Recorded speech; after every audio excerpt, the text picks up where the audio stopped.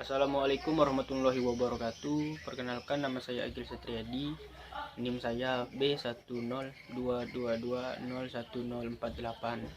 Prodi Manajemen kelas A sore. Di sini saya membuat video penjelasan bagaimana proses cara pengerjaan soal UTS dari mata kuliah Matematika, Ekonomi dan Bisnis. Baik, saya langsung saja untuk menjelaskan bagaimana proses pengerjaan untuk soal nomor 1.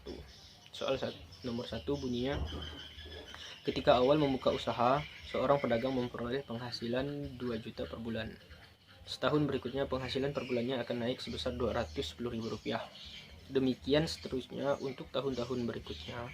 Berapa penghasilan pedagang itu per bulan untuk masa kerjanya sampai pada tahun ke-9?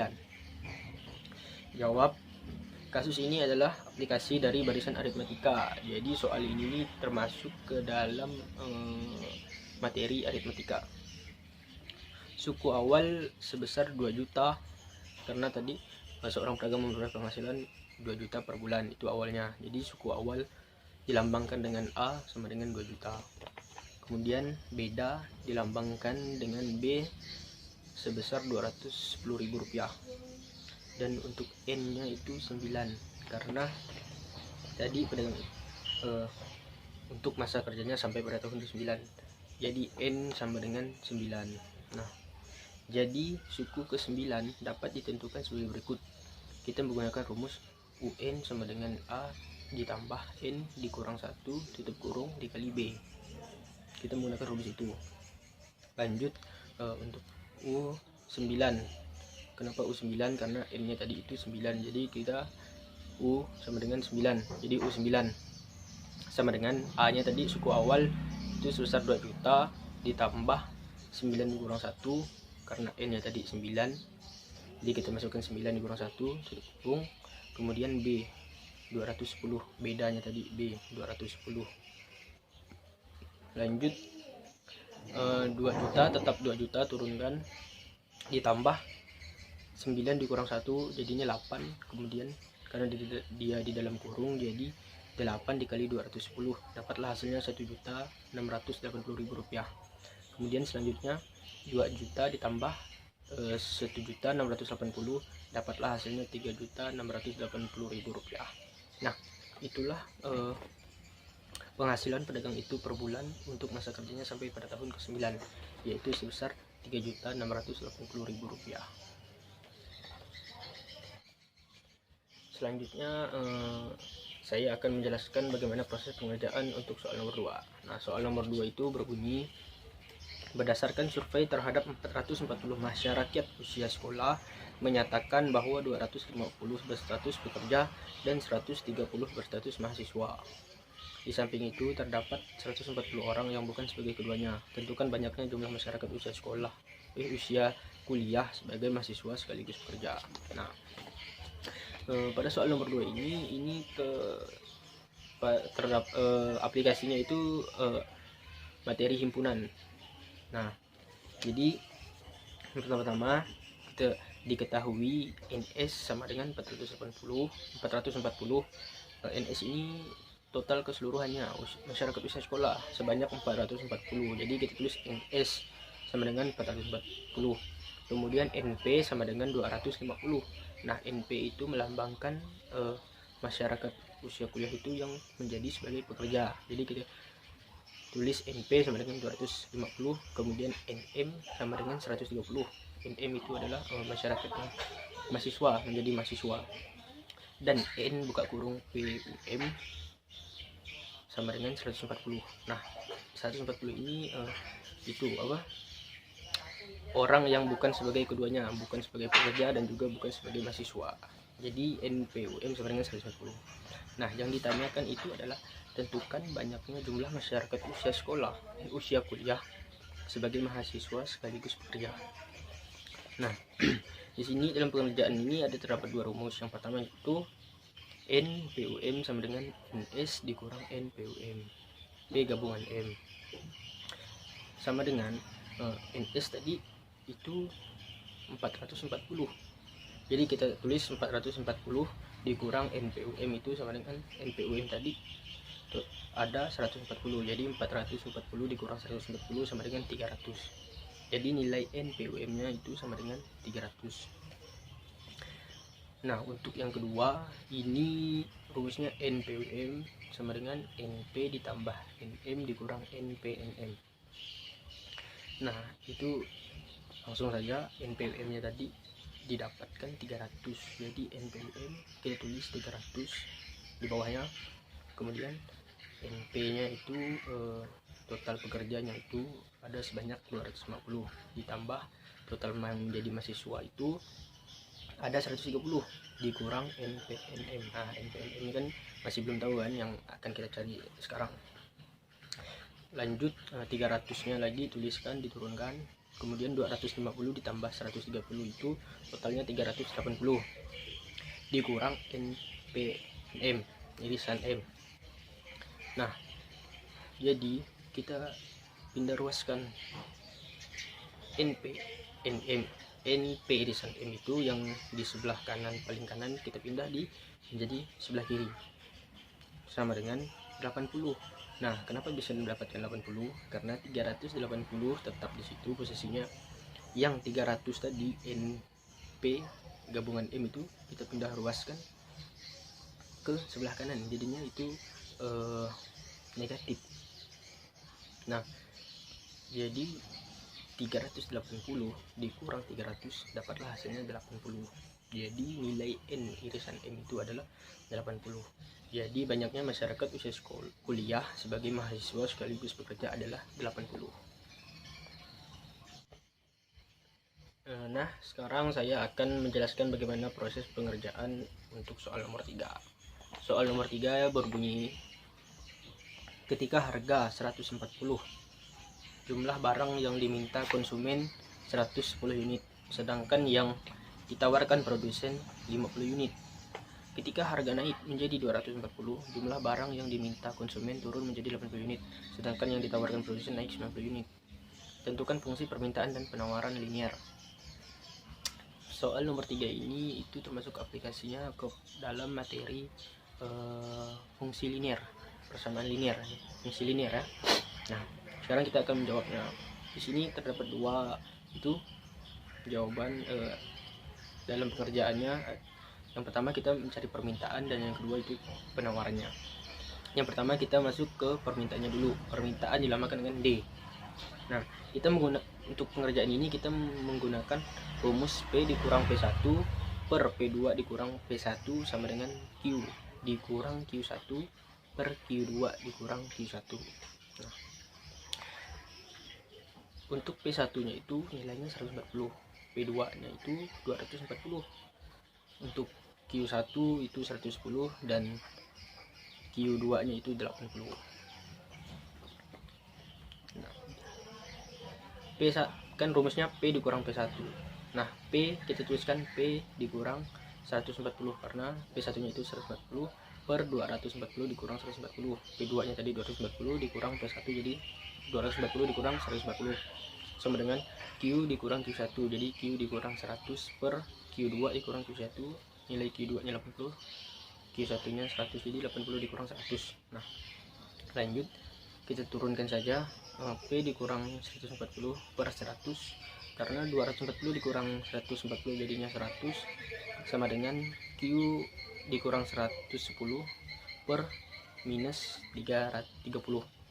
Kenapa minus? Karena 110 dikurang 80 kan masih ada minusnya kan, minus 30, jadi turunlah minus 30. Lanjut, yang minus 30 ini kita pindahkan, kita tuliskan pertama minus 30 buka kurung P dikurang 140 sama dengan yang 100 sebelah kiri kita pindahkan di sebelah kanan, jadi 100 buka kurung Q dikurang 110. Nah, lanjut bawahnya negatif 30P. Kenapa 30P? Karena negatif 30 dikali P, jadi negatif 30P ditambah 4200. 4200 ini didapatkan dari negatif 30 dikali negatif 120, jadi hasilnya positif 4200. Nah, lanjut yang bagian Q nya 100 dikali Q dapatlah 100 Q. Kemudian 100 dikali negatif 110 hasilnya negatif 11.000, negatif 11.000. Nah, kemudian negatif 30 PE turun, kita turunkan lagi, sama dengan 100 Q dikurang 11.000 dikurang 4.200. Nah, 30 P, negatif 30 P ini posisinya tetap, yang 100 Q sama dengan 100 Q kemudian dikurang 11.000. Nah, 11.000 ini posisinya juga tetap tidak berubah, masih negatif. Yang berpindah itu 4.200, yang tadi awalnya positif sekarang berpindah ruas jadi negatif 4.200. Nah, jadi bawahnya P sama dengan 100 Q dikurang 15.200. 15.200 ini didapatkan dari 11.000 ditambah 4.200, karena sama-sama minus jadinya ditambah, dapatlah 15.200 per negatif 30 tadi. Jadi 100 Q dibagi minus 30 dapatlah P sama dengan negatif 3,33. 100 Q dibagi minus 30 itu dapatlah minus 3,33 ditambah 15.200 dibagi minus 30 itu hasilnya 506,66. Nah, jadi hasil untuk permintaannya itu adalah P sama dengan negatif 3,33 Q ditambah 506,66. Nah, lanjut untuk penjelasan proses soal nomor 3 ini ke yang selanjutnya ya, yang ke penawaran. Tadi kan permintaan, sekarang penawaran. Nah, penawaran itu dilambangkan dengan S.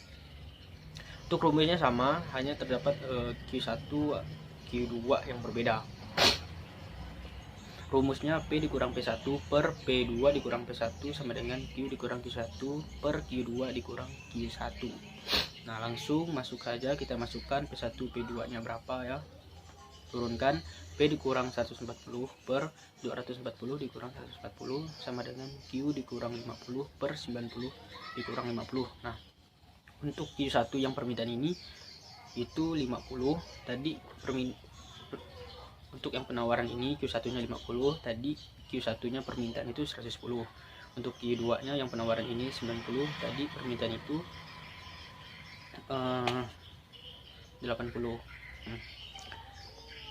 Nah, lanjut turunkan P dikurang 140 per 100, karena 240 dikurang 140 hasilnya 100 sama dengan Q dikurang 50 per 40, karena 40 itu didapatkan dari 90 dikurang 50. Q2 dikurang Q1 dapatlah 40.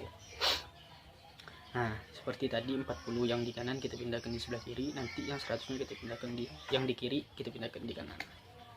40 buka kurung P dikurang 150 tutup kurung sama dengan 100 buka kurung Q dikurang 50 tutup kurung. 40 dikali P dapatlah 40 P. 40 dikali negatif 140 jadi minus negatif 5.600 sama dengan 100 dikali Q 100 Q 100 kali negatif 50 jadi 100 negatif 5.000. Nah, 40 P terturunkan sama dengan 100 Q ditambah 5.000. Kenapa 5.000 nya positif? Tadi pas di atas 5.000 nya negatif, itu terjadi pindah ruas, yang 5.000 negatif 5.000 di kanan sekarang di kiri jadinya positif, dan yang 5.600 nya ini tadi negatif sekarang positif, itu juga pindah ruas jadilah positif 5.600. Kita turunkan P saja 40 nya nanti, P sama dengan 100 Q dikurang 600 ini didapatkan dari 5.000 dikurang 5.600.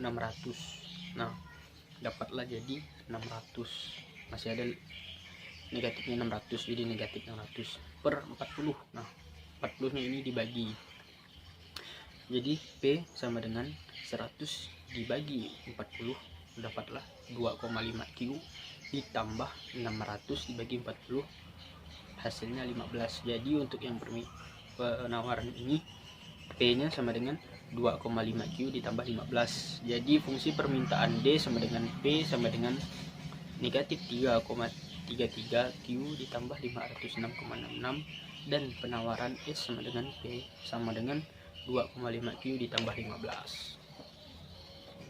Oke, sekarang saya akan lanjut untuk menjelaskan bagaimana proses penjelasan atau pengerjaan untuk soal yang nomor 4. Soal nomor 4 itu berbunyi, diketahui fungsi permintaan dari suatu barang adalah QD sama dengan negatif 2P ditambah 20, dan fungsi penawarannya adalah QS sama dengan 2P kurang 5, negatif 5. Carilah titik keseimbangan pasar dari barang tersebut dan gambarkan kurvanya. Jawab. Ini nih termasuk aplikasi dari materi masih linear ya, fungsi linear ya masih.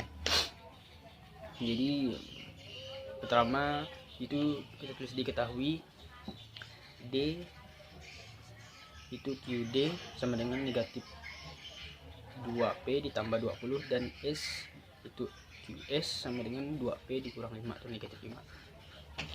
Nah, itu untuk market equilibrium, titik keseimbangan pasar itu ME, D sama dengan S. Nah, jadi kita masukkan yang D nya tadi, QD nya itu negatif 2P ditambah 20, dan kita masukkan S juga, QS itu sama dengan 2P dikurang 5.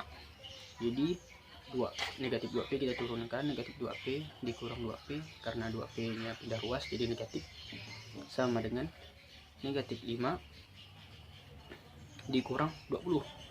20 nya yang pertama positifnya jadi negatif, itu karena pindah ruas ya, jadi negatif. Nah, negatif 4P didapatkan dari negatif 2P dikurang 2P negatif, jadi dapatlah negatif 4P sama dengan negatif 25P, karena sama-sama negatif 5 dikurang negatif 5, jadinya dapatlah negatif 25P, negatif 25 saja. Kemudian turunkan P sama dengan 6,25 itu didapatkan dari 25 bagi 4, dan hasilnya positif karena mereka dibaginya sama-sama negatif dan hasilnya positif, dapatlah P sama dengan 6,25. Nah, kemudian kita cari itu QS nya dulu. QS nya lagi, QS sama dengan 2P negatif 5, QS sama dengan 2P nya tadi, nilai P nya tadi kan 6,25, kita masukkan 2 dikali 6,25 dikurang 5, jadi QS sama dengan 2 kali 6,5 dikurang 7, dapatlah hasilnya 7,5, itu QS nya. Kemudian QD sama dengan negatif 2P ditambah 20, QD sama dengan negatif 2 karena P nya tadi 6,25 itu dikali kemudian ditambah 20, jadi negatif 2 dikali 6,25 ditambah 20, maka hasilnya QD sama dengan 7,5. Nah, untuk yang soal ini mencari titik keseimbangan ini, QD dan QS nilainya itu harus sama, tidak boleh berbeda, karena dia mencari titik keseimbangan. Jika jawabannya beda, maka kita tidak bisa menentukan titik keseimbangnya. Jadi QD dan QS harus seimbang, karena market equilibrium itu D sama dengan S, berarti S sama dengan D, tidak boleh berbeda, harus sama. Nah, jadi titik keseimbangan pasar terjadi pada saat harga barang P sebesar 6,25 dan jumlah Q barang sebesar 7,5. Nah, untuk membuat gambar itu D sama dengan QD sama dengan nilai QD sama dengan negatif 2P ditambah 20. Jika P sama dengan 0, maka QD sama dengan 20. Nah, karena negatif 2 dikali 0 itu hasilnya 0 ditambah 20, dapatlah QD sama dengan 20, jadi 20,0. Selanjutnya jika QD sama dengan 0 maka P sama dengan 10. Karena QD yang nggak ada kan nilai QD nya negatif 2P ditambah 20, QD nya nggak ada kan, jadi 20 dibagi negatif 2P itu dapatlah 10, maka 0,10. Untuk yang S, QS sama dengan 2P negatif 5, jika P sama dengan 0 maka QS sama dengan negatif 5, karena 2P dikurang 5 kan P sama dengan 0, 2 kali 0 0, jadi negatif 5, maka QS nya negatif 5, jadi dapatlah negatif 5,0. Kemudian jika QS sama dengan 0 maka P sama dengan 2,5, dapatlah negatif 5 dibagi 2P dapatlah 2,5, jadi 0,25. Nah, untuk kurvanya, penjelasan kurvanya ini, nilai kurvanya ini untuk yang QD ya, 20,0 itu dia di bagian demand garis horizontal 0,20, sedangkan yang 0,10 nya itu di garis kurvanya itu di P bagian price, yang ini yang lurus tadi 20,0 itu di bagian horizontalnya kuantitinya. Untuk yang 0,10 itu di bagian kurva garis price yang lurus itu di 0,10. Nah, kemudian untuk yang QS itu negatif 5,0 nya itu di sebelah garis horizontal, garis horizontal negatif 5,0. Kemudian untuk yang 0,25 itu di garis vertikal. Nah, itu kenapa di garis horizontal, di garis vertikal? Mungkin yang setiap pendapatan jika P sama dengan 0 maka QD sama dengan 20. Mungkin yang hasil yang pertama itu di garis horizontal dan untuk hasil yang keduanya itu di garis vertikal. Saya juga masih kurang sedikit paham yang penentuan titik, tapi untuk saya sendiri menilainya atau pendapat saya mungkin yang pertama hasilnya di horizontal quantity, untuk yang garis vertikal itu di hasil yang kedua. Nah, mungkin seperti itu untuk saya berpendapat seperti itu, dan saya juga masih kurang terlalu paham kenapa letaknya di kurva horizontal atau vertikal. Menurut saya itu seperti itu. Nah, untuk titik keseimbangnya tadi kan di 7,5, 6,25 itu market equilibriumnya. Nah, ini kurang lebih gambarnya seperti yang penampakan soal di sebelah. Dia akan bertabrakan di titik 7,5 dan 6,25, di kurang lebih seperti itu. Itulah titik market equilibriumnya. Nah, di sini saya akan masuk ke video penjelasan proses bagaimana pengerjaan soal yang terakhir dari UTS Matematika Ekonomi dan Bisnis, itu nomor 5. Bunyi soalnya, jelaskan jenis dan contoh produk elastisitas permintaan, kurva dan contohnya, berikan kurva dan contohnya. Untuk produk elastisitas permintaan ini ada 5 jenis. Nah, saya akan menjelaskan satu persatu. Untuk yang pertama, permintaan elastis. Permintaan elastis ini itu dia nilainya lebih dari 1. Dia dikatakan elastis, dia lebih dari 1, bukan kurang tapi lebih dari 1. Presentasi perubahan kuantitas permintaan lebih dari presentasi perubahan harga. Nah, ini sering terjadi pada produk yang mudah dicari substitusinya atau penggantinya. Misalnya saja pakaian, makanan ringan, barang mewah, dan lain sebagainya. Ketika harganya naik, konsumen akan dengan mudah menemukan barang penggantinya. Misalnya pakaian yang di sini mahal, kemudian yang di satu toko itu murah. justru pasti konsumen akan membeli yang harganya murah. Nah, jadi maka dia tidak akan membeli dengan harga yang mahal, karena pakaian itu sama saja fungsinya. Jadi konsumen akan membeli dengan harga yang murah daripada harga yang mahal.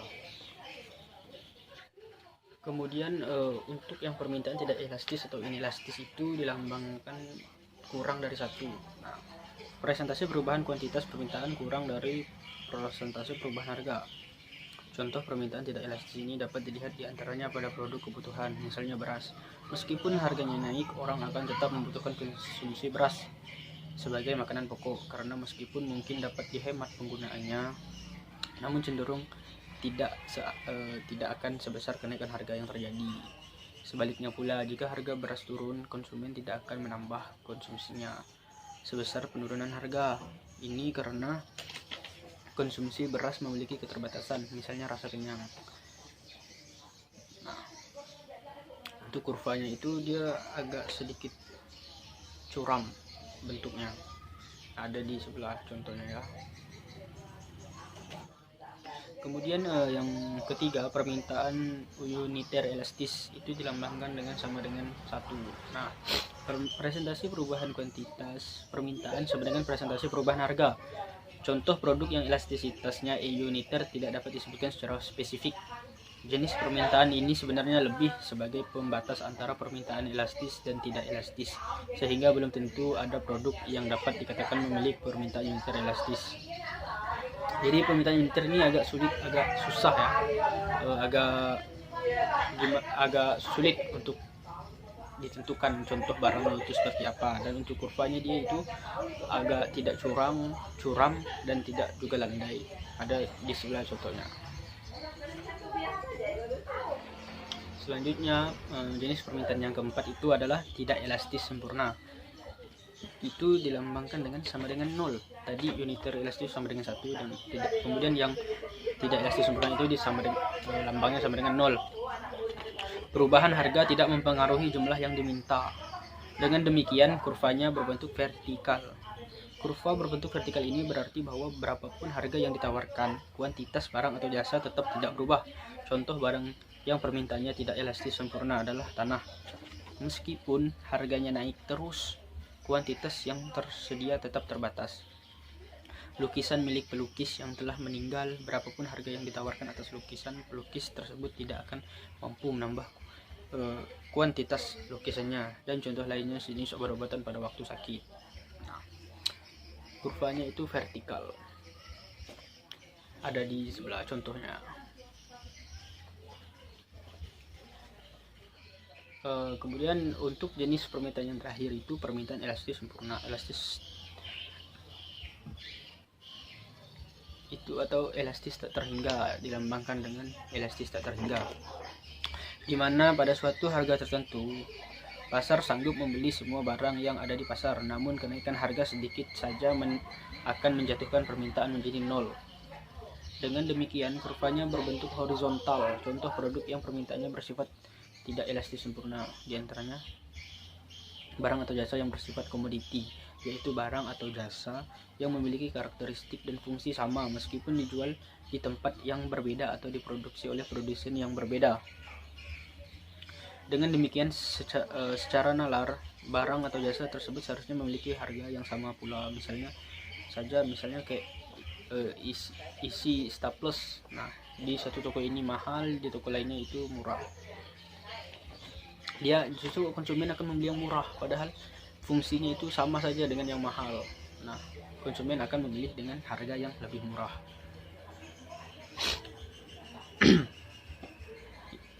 Itulah contoh dari elastis sempurna atau elastis tak terhingga. Untuk kurvanya itu bersifat horizontal, ada di sebelah juga gambar kurvanya. Itulah video penjelasan bagaimana proses pengerjaan soal UTS dari mata kuliah Matematika Ekonomi dan Bisnis. Cukup dari saya. Jika ada kesalahan kata, kesalahan pengejaan atau kesalahan perbuatan yang saya lakukan, saya mohon maaf. yang sebesar-besarnya. Sekian dari saya, atas perhatiannya saya ucapkan terima kasih.